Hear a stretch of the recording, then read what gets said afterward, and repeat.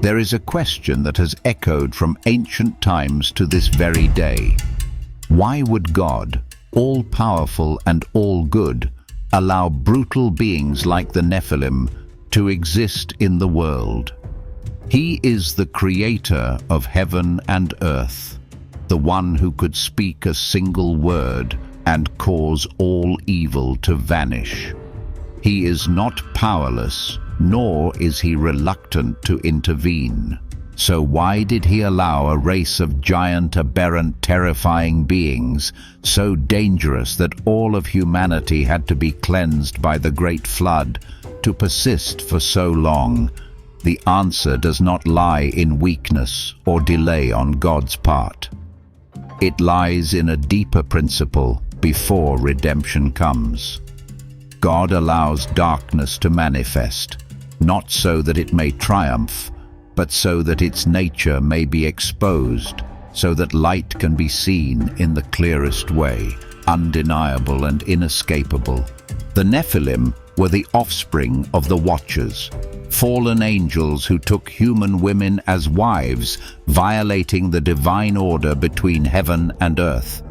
That union produced beings that belonged to neither realm, endowed with supernatural strength yet spiritually distorted. The Nephilim are not mere mythological figures. They are the living symbols of a world that strayed from God's original design, a world where mankind no longer feared God, where angels no longer guarded their place, and where darkness was celebrated under the name of heroes. Yet God allowed them to exist. He did not intervene the moment the Watchers fell. He did not punish the Nephilim as soon as they began to dominate. He remained silent, not because he did not see, but because he allowed the free will of man and fallen angels to reach its full course so that sin could reveal itself. Without excuse, without denial. This was not delay. This was the perfect wisdom of a God who never acts halfway. It was in that chaotic world that only one man, Noah, was called righteous. And from Noah, God began anew, not because he had failed, but because he had let darkness complete its purpose to drive everything to the very edge of corruption so that light would no longer be a concept, but a desperate need for survival. And that is the reason. In order to redeem, sometimes God must allow darkness to exist. Not that it may win, but that mankind may truly see itself and long for salvation like never before.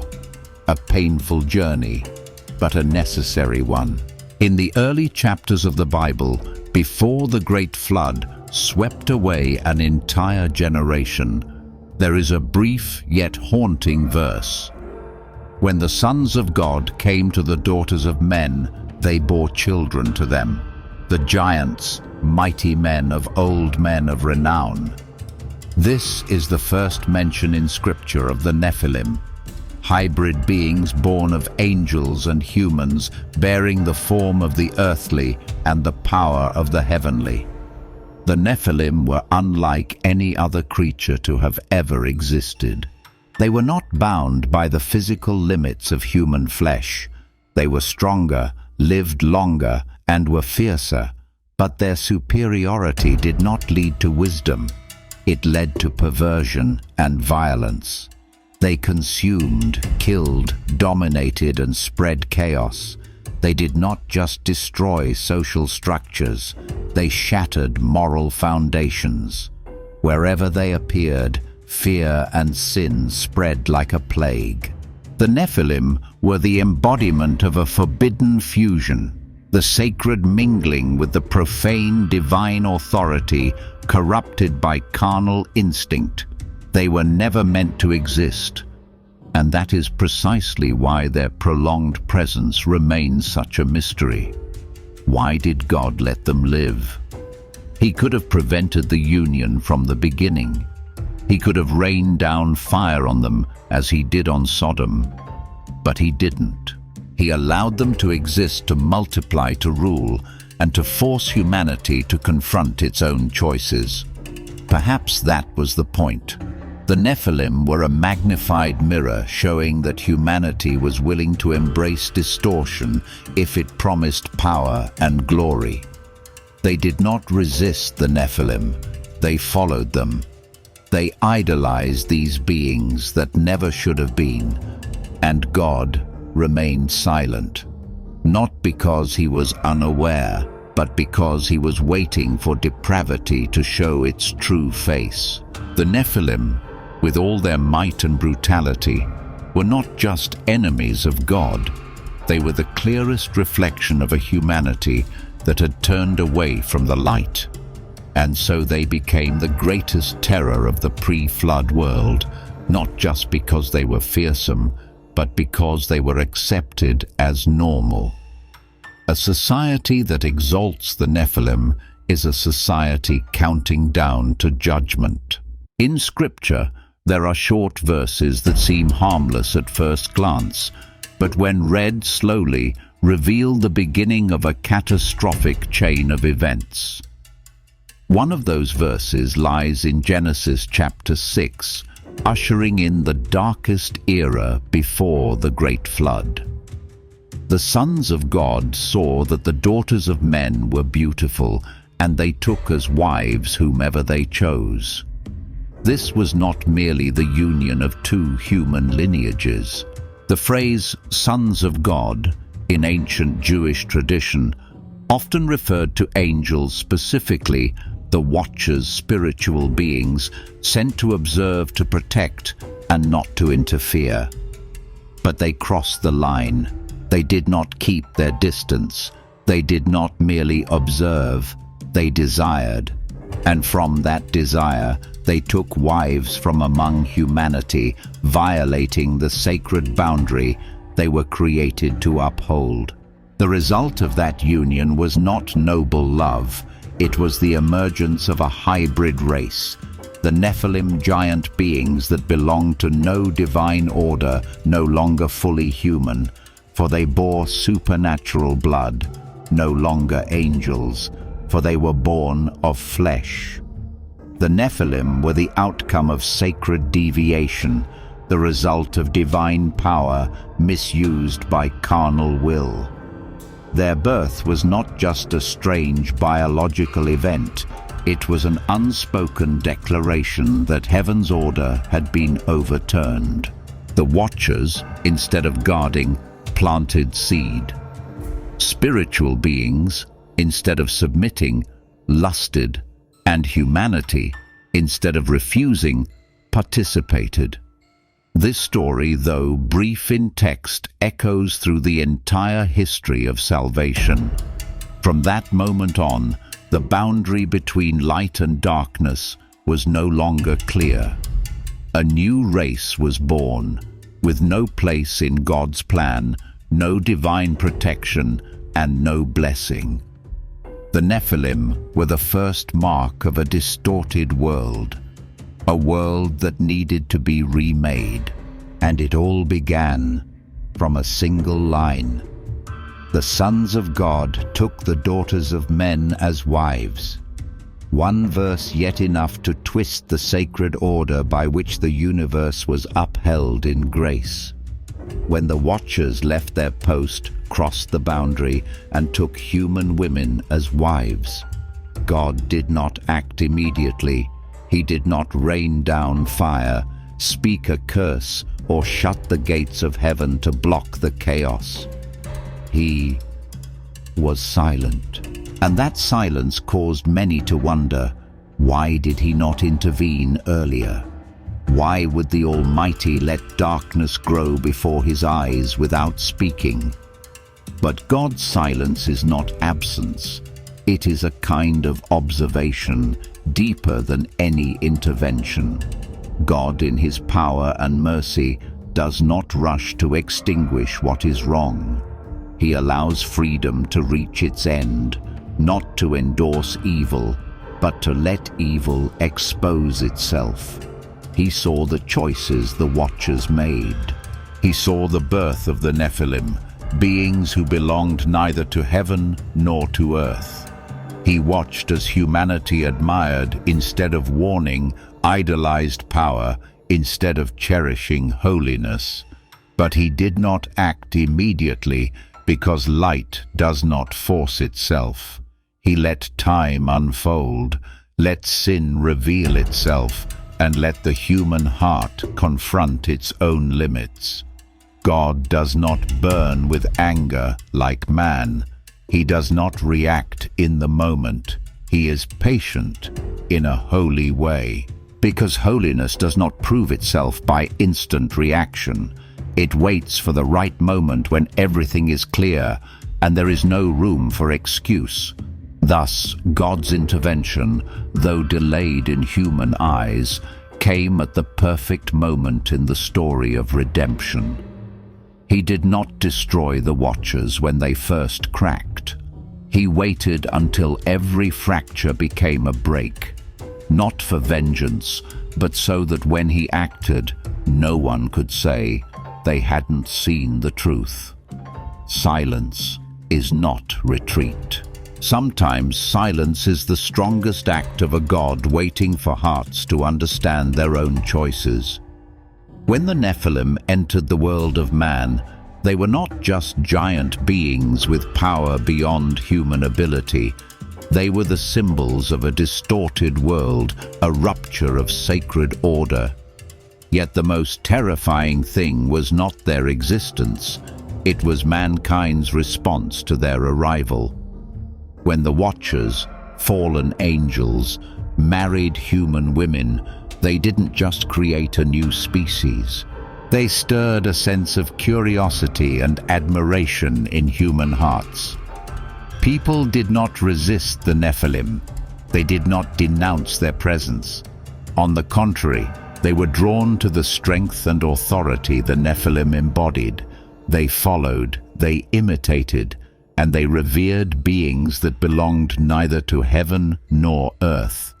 The Nephilim did not just inspire fear, they caused mankind to glorify what was wrong and perverse. This is when the truth was fully revealed. These beings born of violation and not belonging to any realm became objects of admiration. Humanity failed to see the fallen nature within themselves, and instead they embraced the distortion, treating it as normal. This was not just the failure of a group of angels. It was a warning about humanity's own departure from God. The Nephilim were not just the result of violating divine order.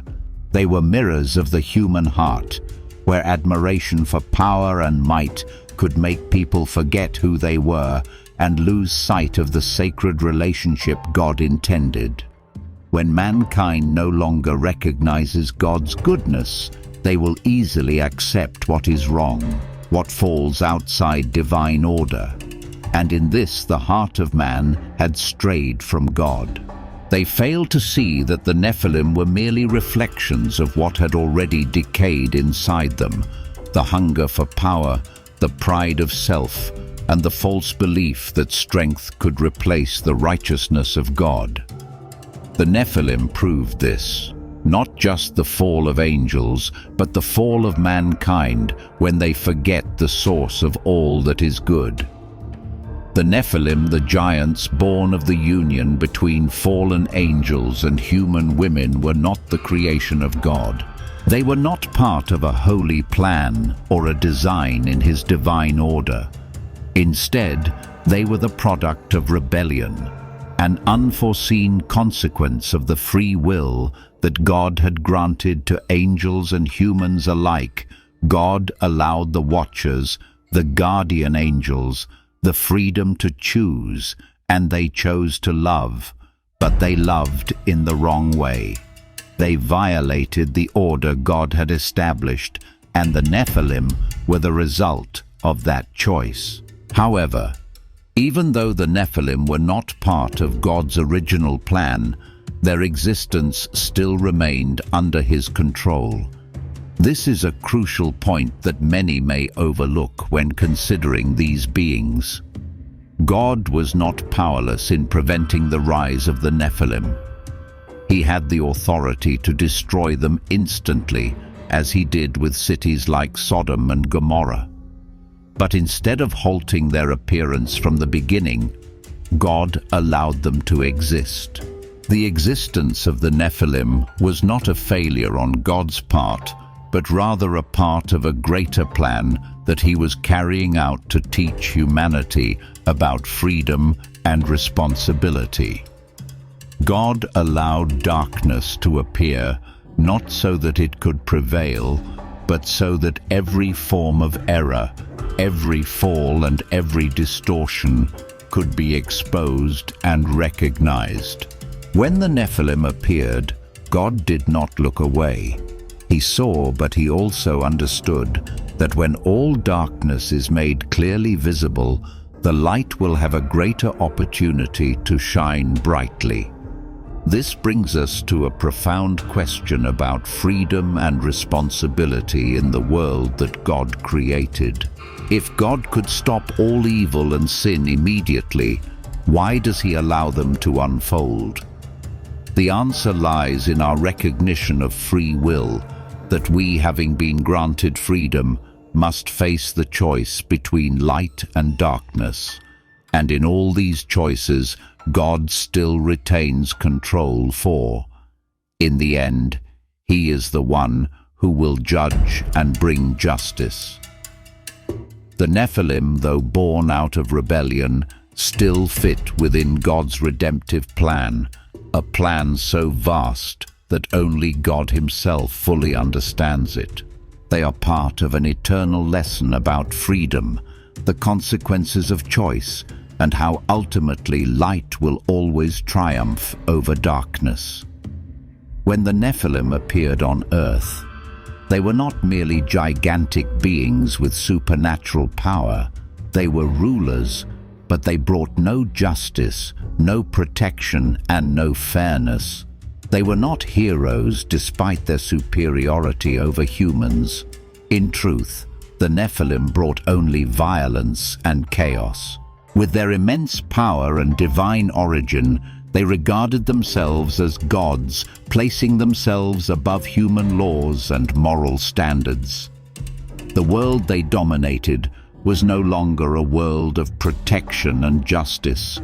Instead, it was a disoriented society where power was abused to manipulate rule and spread violence. In such a society, there were no laws, no moral foundation to maintain order. Every action was driven by instinct, manipulation, selfishness, and aggression. The stronger creature became the leader, and justice, the protection of the weak, vanished under the reign of brute strength. There was no God to serve as a foundation, no divine principles to guide behavior. When the Nephilim passed through, they did not bring protection or justice to mankind. They were beings unaware of sacred order, driven only by their instinct to possess and dominate. Humanity did not resist them, but instead became victims, helpless against the brutal force of the Nephilim. And that was when the world truly lost its light. Everything was overwhelmed by darkness because there were no laws, no stability in justice, and every righteous ideal seemed to have been erased. Every action, every decision, every step the Nephilim took was an assault on the cosmic order that God had established. Every distortion could exist without judgment, because no one remained to uphold truth and justice. The Nephilim were not a direct punishment from God. They were the consequence of both humans and angels violating divine order. They were the evidence of what happens when power is abused, when instinct replaces reason and sacred love. A world overflowing with strength but void of light lacking the protection of divine law, and without the refuge of faithfulness to God, a world completely open to the invasion of darkness. When reading about the Great Flood, many might wonder, why did God allow things to go so far? Why did he not act the moment sin began to spread, when the Nephilim appeared and everything became chaotic?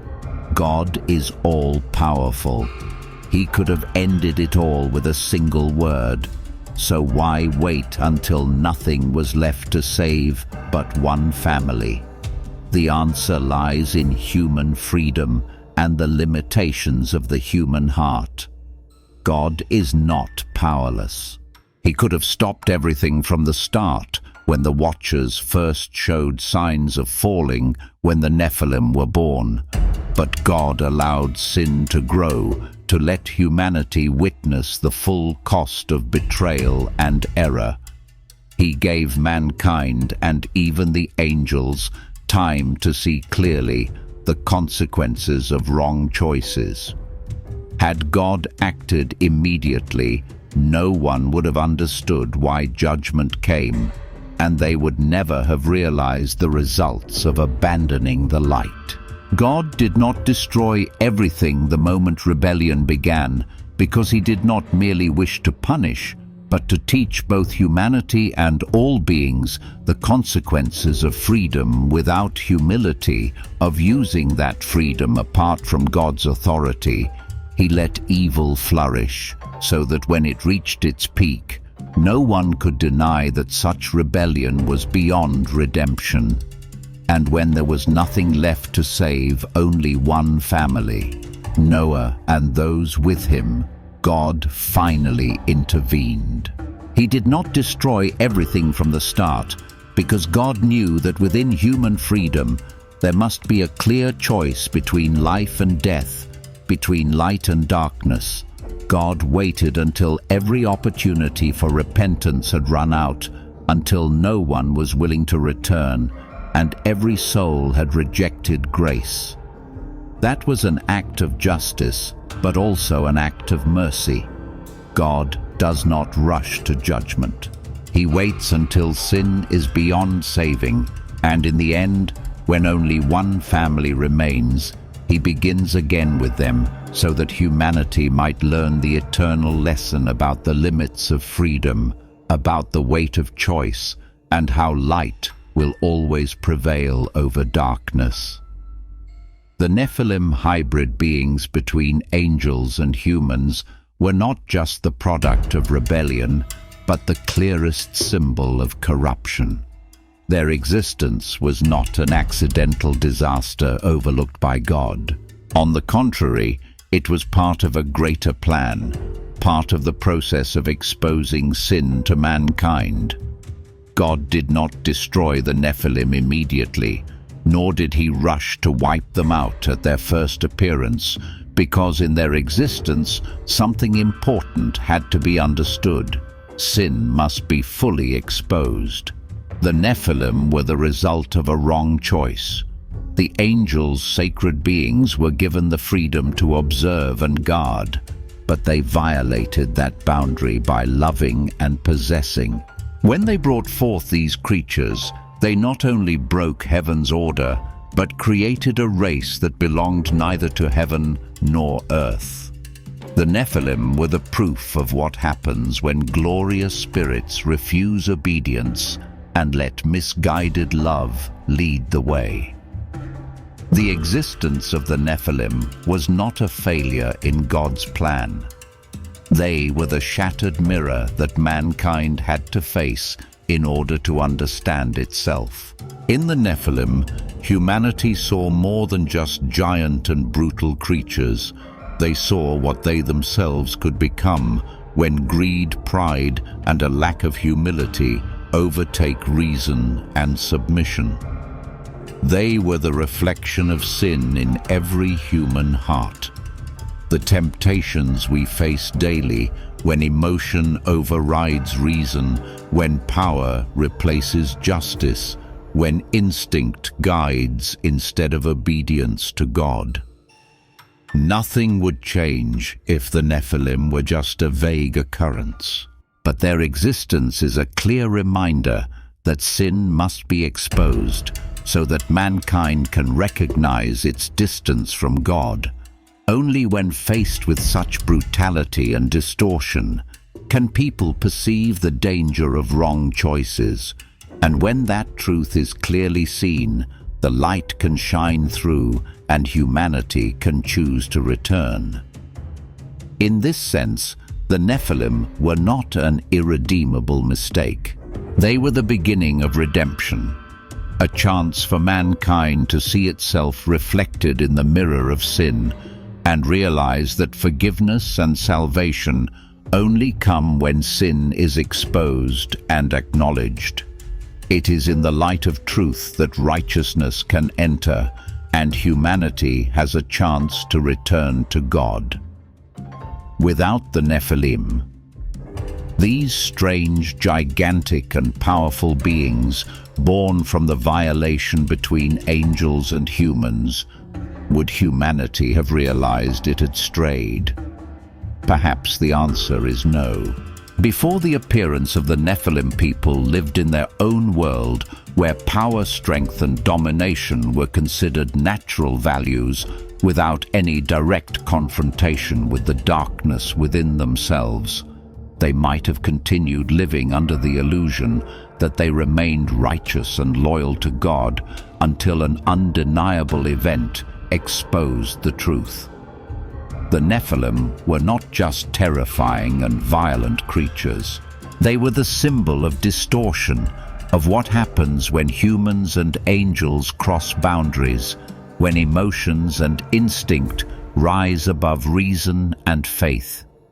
Without their appearance, humanity might have continued unconscious of its separation from God. Without that immense darkness, perhaps the light would have remained a vague concept, never truly necessary.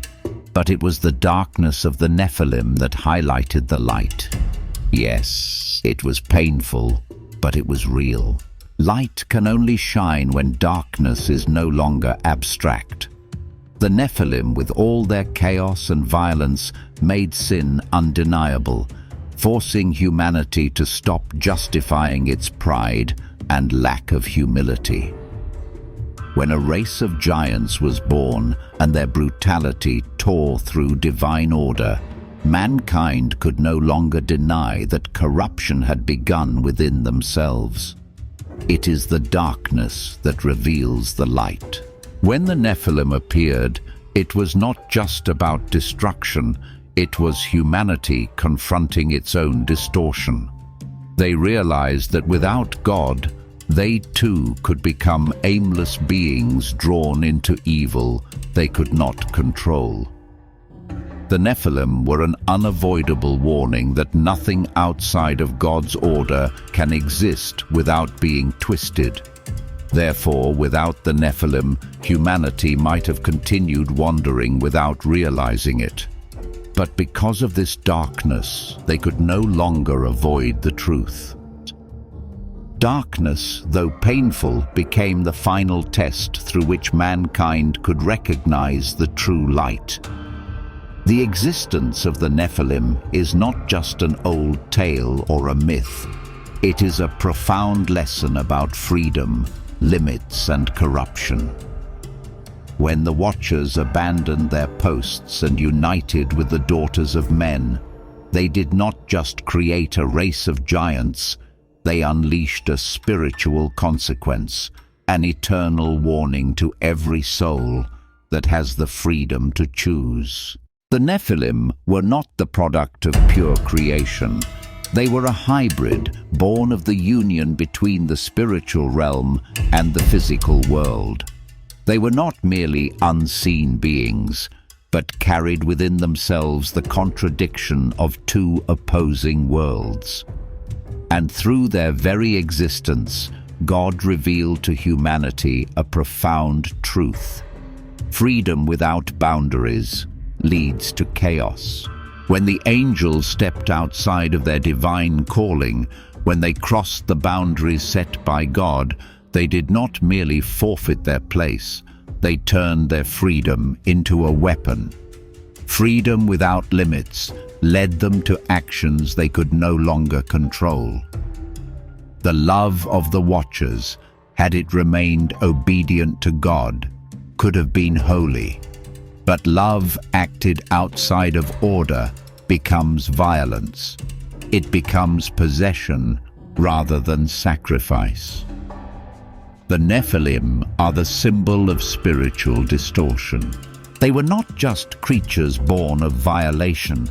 They were the reflection of a broken relationship between humanity and the divine. Freedom was given to angels and humans alike, but without boundaries, without obedience, freedom becomes a double-edged sword. In truth, spiritual hybridization does not create life. It creates distortion, dragging everything away from God's original order. Therefore, the existence of the Nephilim is not merely a tale of angelic rebellion. It is a warning about freedom without boundaries. Freedom cannot exist without responsibility. It must remain within the limits set by God, or it easily becomes destruction. And when we step out of the light, when we let unbounded freedom take control, we do not only harm ourselves, we unleash chaos into both the spiritual and material worlds. The Nephilim, with all their power and chaos, teach us that there can be no true life when order is broken. No matter how mighty these hybrid beings were, they could not escape the spiral of corruption that unrestrained freedom creates. When we look at the appearance of the Nephilim, the fall of the Watchers, and all the chaos that preceded the Great Flood, many may wonder, why didn't God intervene earlier? He is almighty. Why did he allow things to escalate to the point of no return, when the Nephilim had already spread violence and sin everywhere? Why didn't he act at the first sign of rebellion to preserve the divine order? The answer does not lie in any lack of power or concern on God's part. He did not act sooner, not because he did not see, but because he wanted humanity to perceive the truth, to witness the consequences of freedom without obedience. He did not want to intervene before evil, distortion, and sin had been fully exposed. Only when humanity had seen its own depravity, clearly, only when sin could no longer be excused or hidden, could they begin to understand the need for redemption. Throughout history, God has always been patient, waiting for people to return to him, but he never forces. He does not want obedience to come from fear or coercion, but from a free heart. When freedom is abused, God does not rush to judgment, but allows humanity to see for themselves the price of that abuse. The Nephilim, with all their might and brutality, exposed the fall of both angels and mankind. Humanity had to face the truth. They had allowed their freedom to be dominated by instinct, lust, and betrayal. God let them see clearly the consequences of disobedience. And when the truth was unmistakable, there was no other way forward but purification. Only when all things had been revealed, when darkness could no longer conceal error, did God begin to act. But that purification was not merely punishment, it was the restoration of order, a call to return. God did not destroy to take revenge. He destroyed to create opportunity for those willing to come back to him. By allowing evil to be exposed to its fullest, God created a space for redemption. Just like today, when we are faced with sins, we can no longer hide when darkness has been laid bare. That is when light can shine through. The price of freedom is not destruction. It is the recognition of freedom's limits. Only when people realize that their freedom cannot exist without obedience and true love can they truly return and be saved. God waits for us to recognize the truth, and only when that truth becomes undeniable does He intervene.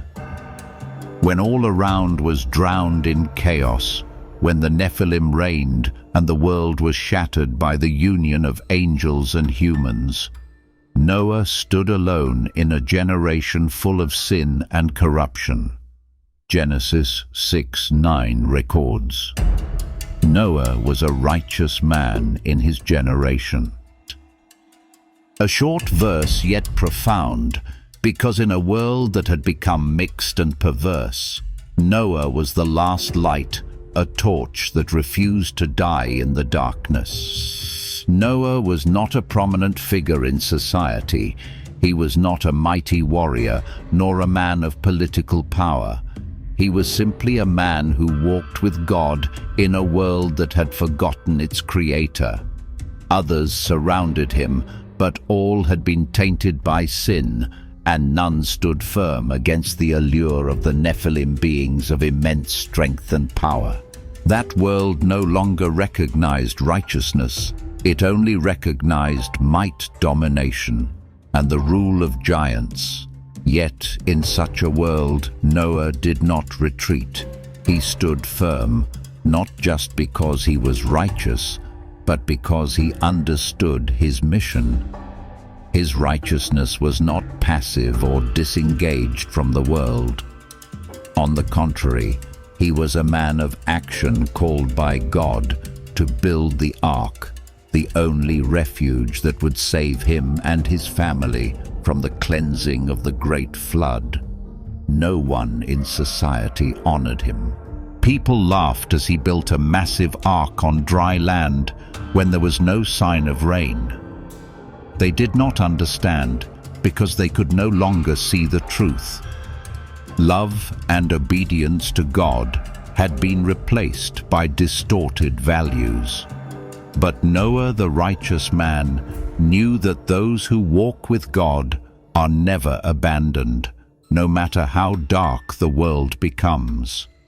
Noah was the final light in a darkened world. While all others chose the path of the Nephilim, chose to live in chaos and sin, Noah remained faithful to the will of God, and his life became the foundation for the rebirth of humanity. He was a testimony of faithfulness in a world full of trials, that in any circumstance, no matter how far society may stray, a steadfast soul can still exist and be a beacon of salvation. And it was Noah's righteousness, his solitary stance in a world of chaos, that paved the way for the salvation of a new generation. When we think of the Great Flood, many often imagine it as the wrath of God, a fierce punishment for a corrupted world. However, if we look deeper into the true purpose of the flood, we realize that it was not merely anger, it was a work of recreation, an opportunity to start again. God is not a destroyer out of rage. He does not desire destruction for its own sake. And the flood was not a senseless punishment. God does not kill. He saves. He saw the fall of the world, yet He still provided a chance for what remained a righteous family, the last torch in the darkness. Noah, the righteous one, and his family were the remnant that God saved, so that from them humanity might begin again with a new opportunity to live according to God's original intention. The flood was a selective destruction, not out of fury, but out of love. God did not want the world to descend into chaos and self-destruction. He saw sin had spread, but He also saw the potential for redemption in souls who still held on to righteousness, who still obeyed and believed in Him. The flood was a way to remove what was corrupt, to cleanse what had been defiled, and to create a new space for life. God did not destroy out of vengeance. He did not abandon the world. He purified it so that it could return to its divine order. The destruction of fallen beings of the Nephilim and others lost in sin was a necessary part of the redemptive plan. Without the removal of those forces that had defiled righteousness and mocked all sacred values, rebirth and renewal could not occur. The flood was not simply an ending, it was a new beginning. God destroyed to preserve the future. A new world needed to be built on a foundation of justice, obedience, and truth. And within that wrath was a great act of recreation where only righteousness could survive. And from Noah, the one righteous man who chose to live in obedience, God established a new world where mankind could once again choose life and live according to his will. So then the flood was not a full stop. It was a reset, an opportunity to renew and restore what had been broken. God did not destroy all. He cleansed what had gone astray so that a new generation could live in the light of righteousness. Though the great flood destroyed most of humanity and the giant Nephilim, the consequences of the union between angels and humans did not disappear entirely. God may have eliminated the majority of these fallen beings, but darkness never vanishes completely. In the Book of Numbers and other ancient texts, the Nephilim appear again as echoes of a past not fully erased, as remnants that cannot be forgotten, haunting mankind from generation to generation. In Numbers 13:33, when the spies of Israel scouted the promised land, they described the giants they saw and said, "We saw the Nephilim there. We seemed like grasshoppers in our own eyes, and we looked the same to them." This is a clear sign that the influence of the Nephilim was not fully eliminated. Their presence was not merely part of ancient history, but a trace in the present, an unshakable influence. The reappearance of the Nephilim reveals a critical truth. Darkness, if not confronted and removed, will always seek to return. Darkness doesn't need to manifest as towering beings. It can take the form of lingering traces, quiet influences, distorted perspectives, false ideologies, or sinful actions. If we are not vigilant, the ghosts of the past will silently find their way back. Why can darkness return even after God cleansed the earth with the great flood? The reason is, this darkness is not merely a physical presence or visible being. It originates in the human heart from the wrong choices we refuse to confront. When humanity forgets the lesson of the Nephilim, when it fails to recognize that every wrong decision fractures divine order, darkness finds its path once again. The Nephilim may have vanished in bodily form, but their influence, the sins they unleashed, still lingers in human history. Their memory haunts every generation, reminding us that fallenness is never fully erased, but only repressed, until mankind once again chooses to step out of the light. This is a wake-up call. Darkness does not die. It waits. It waits for an opening to re-emerge. If we are not watchful and steadfast in faith, we will once again find ourselves at war with shadows we thought long buried. This is why the light must always be guarded, not only in times of crisis, but in every moment of life. When God decided to cleanse the world with the great flood, It was not simply a destruction of land, water, and living creatures. The flood was not merely a physical purge. It was a great purification, not only of nature, but of the human soul. God did not just cleanse the earth from corruption. He was teaching humanity a vital lesson about the necessity of divine order. Before the flood, the world had been corrupted by the unlawful union between the Watchers and humankind, leading to the rise of the Nephilim. These were not just giants in size, they were symbols of spiritual confusion, a blending that did not belong to God. They carried within themselves the collapse of heaven's order, a violation not just of flesh, but of spirit. When divine structure is broken, chaos and violence are born. God did not destroy the world out of rage, but out of love and justice.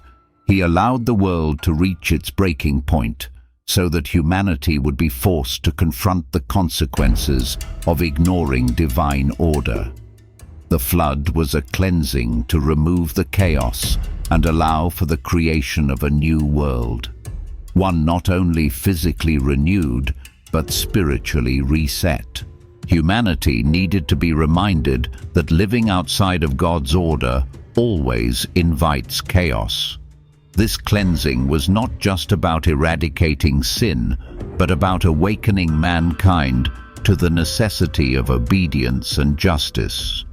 God does not desire a world governed by fear and punishment, but a world where freedom is placed within the boundaries of divine love and submission. When humanity ceases to respect divine order, when freedom is abused in pursuit of desire and greed, that very chaos will lead to destruction. In the flood, only Noah and his family, the last righteous ones, were saved. They were not merely those who obeyed earthly laws. They understood that life only endures when it is preserved within sacred order. When the world could no longer contain righteousness, God began again, not just with flesh, but with the soul restoring the order He had originally designed.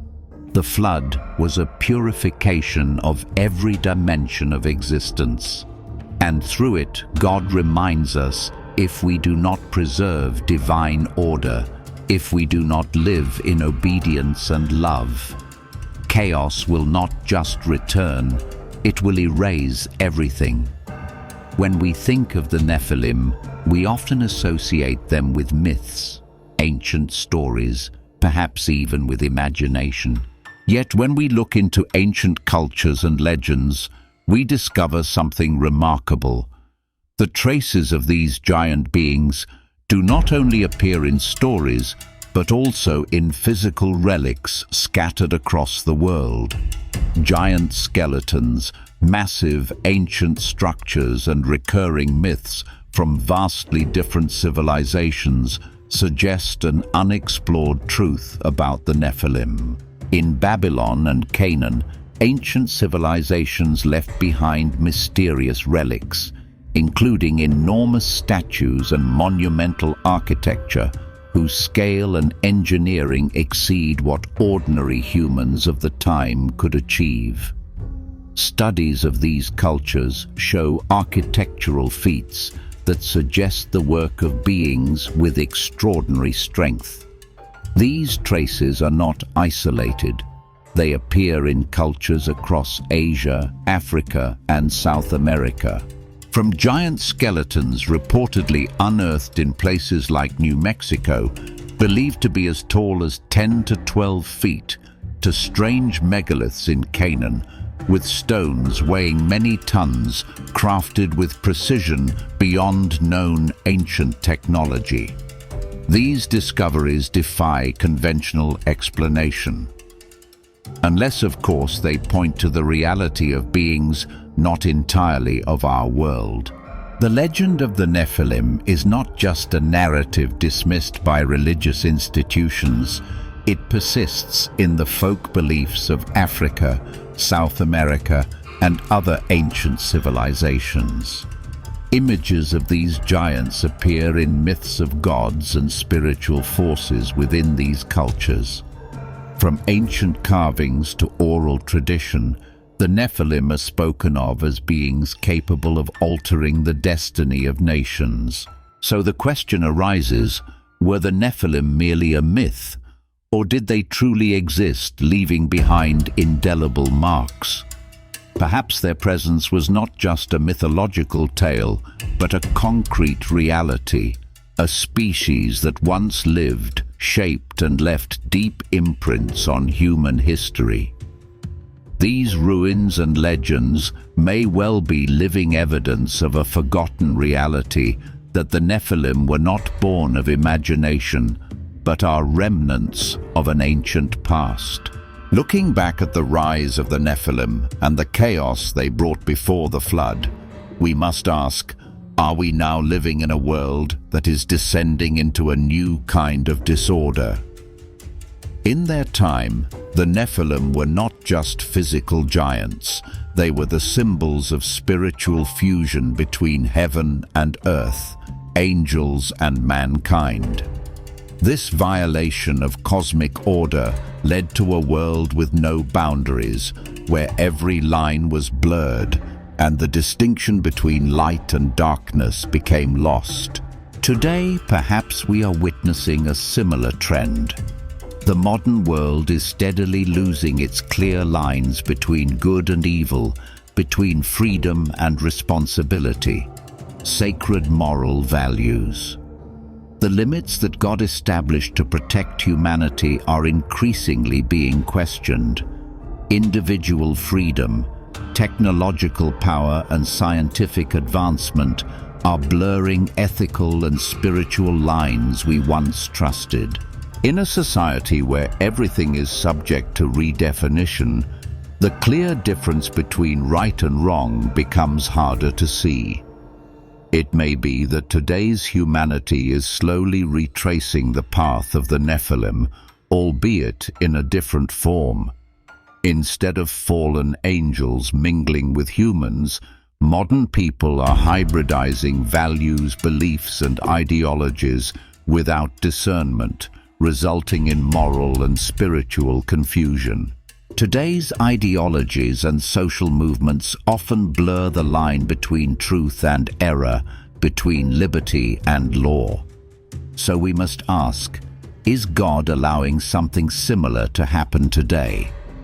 Is He allowing humanity to reach another breaking point, so we can once again witness the consequence of stepping outside His divine order? Is darkness spreading again, so that once it reaches its peak, we may finally understand the true meaning of freedom and obedience? The answer may not be immediately clear, but one thing is certain: when darkness rises, the light shines brighter. And if we are walking the path of chaos, like in the days of the Nephilim, God will not let us walk in darkness forever. He will not abandon mankind, but will always provide the way, whether we recognize it or not. Thus, the story of the Nephilim is not just a tale of the past. It is a warning for us today, a reminder of the need to uphold divine order and choose to stand in the light. When we think of the Nephilim, we often see them as a mistake, a violation of the heavenly realm into the human world, a chaos that had to be purged. Yet God did not create the Nephilim. He did not design them as part of His creative plan, but He allowed them to exist, and that allowance carries a deeper meaning than we might realize. The existence of the Nephilim was not God's failure. On the contrary, it was an opportunity for humanity to confront itself. If God had intervened immediately and stopped the union between the Watchers and humankind, humanity would never have seen the consequences of living outside divine order. Without the Nephilim, mankind would not have realized that sin had seeped into its very blood.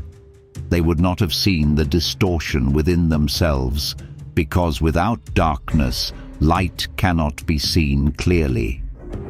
Darkness is essential for us to recognize the beauty and power of light. Without darkness, we cannot feel the peace that light brings. The Nephilim, though wicked and violent, exposed what was wrong and opened the way for humanity to see its true condition.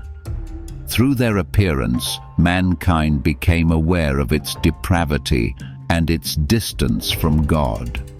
God allows darkness not to destroy humanity, but to awaken it. Without pain, there is no awakening. Awakening comes only when mankind fully sees the devastation that sin causes.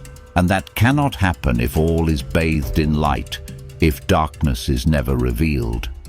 Only when sin becomes undeniable can humanity understand the need for salvation and return to God. Therefore, the existence of the Nephilim was not a failure of God. It was an opportunity. He gave humanity to face itself. Only when confronting darkness can man truly see the light and choose to return to God. Love, freedom, and redemption cannot exist without the awareness of loss. And God, in His perfect wisdom, allowed mankind to walk that path so we might understand the value of salvation and obedience. The story of the Nephilim and the Great Flood is not just a distant historical event. It echoes in every generation, and the question of whether we are repeating that story is asked anew every day. If God allowed the Nephilim to exist to expose the darkness, then what is being exposed in our time? In today's world, we may no longer see giants like the Nephilim, but darkness is still present, often in subtler, more elusive forms. Freedom is increasingly abused. Moral values are eroding, and divine order no longer seems to be the foundation of society. We are living in an age where many no longer recognize the difference between light and darkness, between good and evil, between truth and lies. We may no longer face the Nephilim in physical form, but that darkness now exists in greed, violence, selfishness, division, and godlessness. These forces rule not through monstrous beings, but through corrupt ideologies, through the decay of human values, and through choices we make without realizing their consequences. So the question remains, what will we do? Will we follow the path of distortion and dissolve into chaos as generations before us did? Or will we choose to be like Noah, a man who stood firm in a chaotic world, who remained faithful and righteous when everyone else turned away? Noah was not the most prominent, not the most powerful, but he was the only one left who still listened to God and chose life. Like Noah, we today can choose to stand firm in the chaos, to live according to divine truth, to preserve faith and sacred values in a time when everything is being tested. We can let the light of righteousness shine in the darkness, rather than blending into a life where right and wrong are no longer distinct. But that choice is not easy. It requires us to face the reality of the present world, to confront the rising fallenness, and to start again. Do we have the courage to choose the way of Noah, the path of obedience and righteousness? Or will we continue to drift into darkness? This is the question every soul must face in our world today.